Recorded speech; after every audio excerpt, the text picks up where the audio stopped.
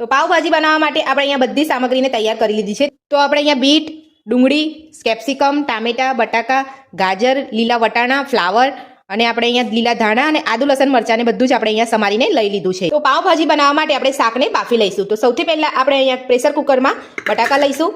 ત્યારબાદ આપણે અહીંયા ફ્લાવર લઈશું, લીલા વટાણા લઈશું, કેપ્સિકમ અને ગાજર લઈ લઈશું. તો આ બધી વસ્તુ આપણે અહીંયા પ્રેશર કુકરમાં બાફી લઈશું. તો હવે આપણે અહીંયા 1.5 ગ્લાસ જેટલું પાણી ઉમેરી લઈશું.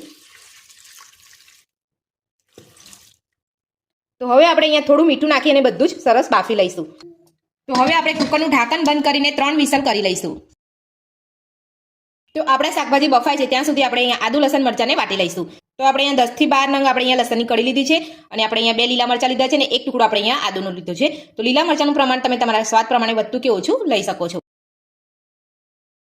તો આદુ લસણ મરચાં આપણે અહીંયા વાટી લીધા છે.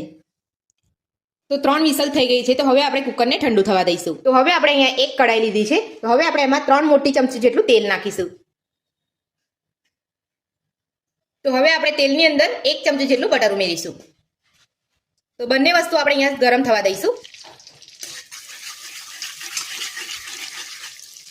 તો બટર અને તેલ આપણું અહીંયા સરસ ગરમ થઈ ગયું છે અને બટર જે છે આપણું અહીંયા તેલમાં સરસ ઓગળી ગયું છે. તો હવે આપણે 1 ચમચી જીરું નાખીશું. ઝીણી સમારેલી 1 વાટકી ડુંગળી નાખીશું.